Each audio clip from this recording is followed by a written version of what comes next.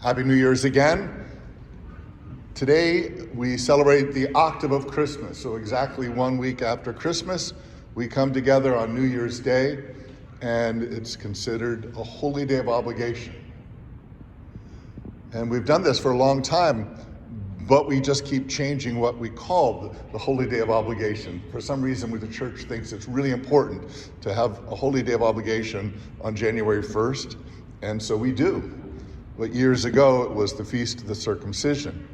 And still among the Orthodox and the Anglican, I looked all this up, among the Orthodox and the Anglican Church of Canada, and Catholics from 1568 to 1960, it was the circumcision.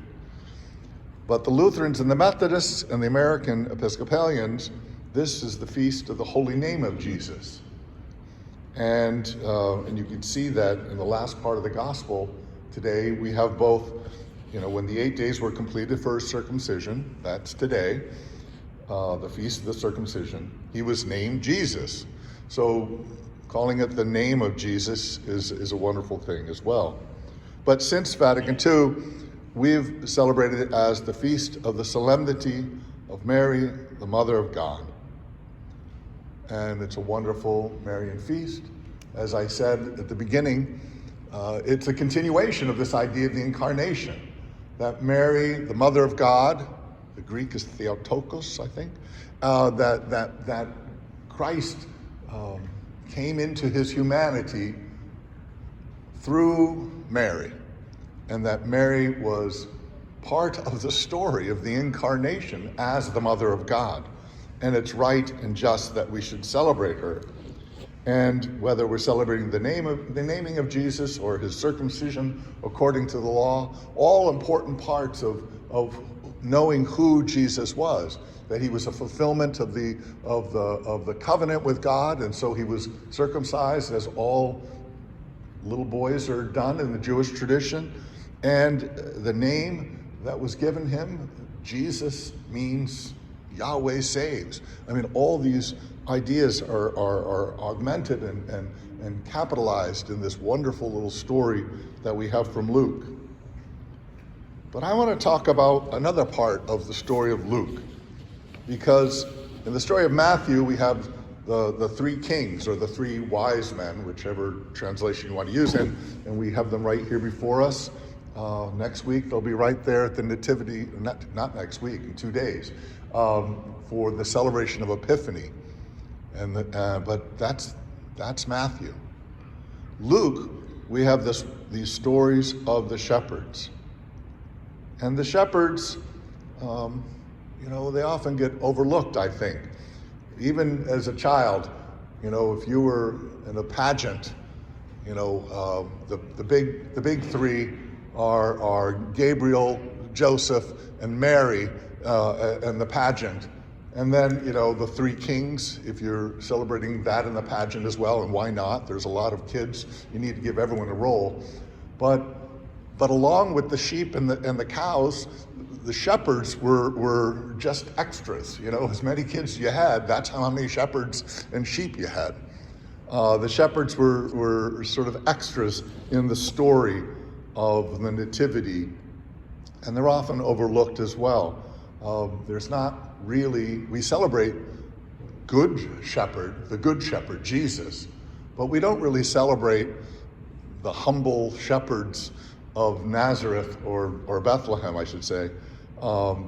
There's not really a feast day for the little shepherds, who were the first people to hear about Jesus' birth from the angels, and the first people there at the scene. Even if you're doing a pageant that mixes together the story of Matthew's three wise men and the story of Luke's shepherds, it's always the shepherds who get there first, and then the wise men show up later. So there's something significant about shepherds. And of course we know what that is. Again, tying together the history of Israel. Shepherds have always been significant. They've always been the chosen ones for God's message, whether it's Abraham, Isaac, Jacob, Moses, even David was a shepherd boy. All these great leaders, these faithful people, had been shepherds. And so they represent the people of Israel, the chosen people, the ones to whom the message of God was first revealed. These are the shepherds. And they are also us. You know, I know as the older you get, the more annoying it is, but the little drummer boy is a shepherd who had nothing to give, and so he rum-a-tum-tums his way into Jesus' heart as a baby. But this is how we see ourselves in the story of the Nativity.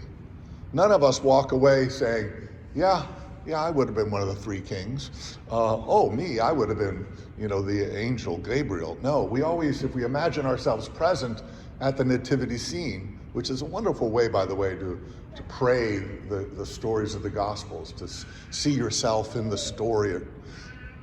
Inevitably, we would be one of the shepherd people who were just humbly standing there in awe of the baby Jesus on his nativity. And so this is what we celebrate in celebrating this 8th day.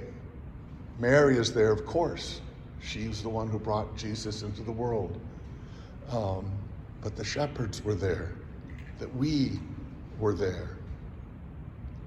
But before we get too full of ourselves as being in the presence of God at the incarnation, we have to ask ourselves as well, the shepherds were there at the birth of Jesus.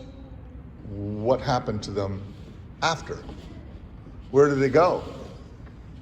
Well, just like the wise men, they sort of disappear from the story of Jesus' life. And 30 years later, the shepherds who had seen the presence of the angel telling them about Messiah, 30 years later, those shepherds had either died off or they had forgotten, and they just went back to being shepherds. And their lives hadn't been changed, hadn't been transformed. And it took Jesus, his active ministry of preaching and teaching, to gather together those same shepherd communities again, to follow him in the hills. And then later we know those same people turned against Jesus, as everyone did, except for Mary, at his execution. And they abandoned him. On Palm Sunday, they're screaming, "Hosanna, Hosanna," he's here. And the next week, we celebrate the fact that they turned against him in his suffering. And the only one who doesn't is Mary. It's Mary who was faithful from the beginning. It's Mary who stayed faithful at the end and stood at the cross of Jesus. We celebrate Mary for bringing Jesus into the world, for being faithful even through the most difficult times, for always believing and understanding that God was present in the world. And although we're mere shepherds, we have the chance to turn around after the resurrection and become disciples, become followers of Jesus, the resurrected one. And that's where we stand today. Grateful for the chance to have experienced and understood that God became one of us and came into the world. And hopefully we are disciples and even apostles for the message that he brought into the world. And Mary was there all along.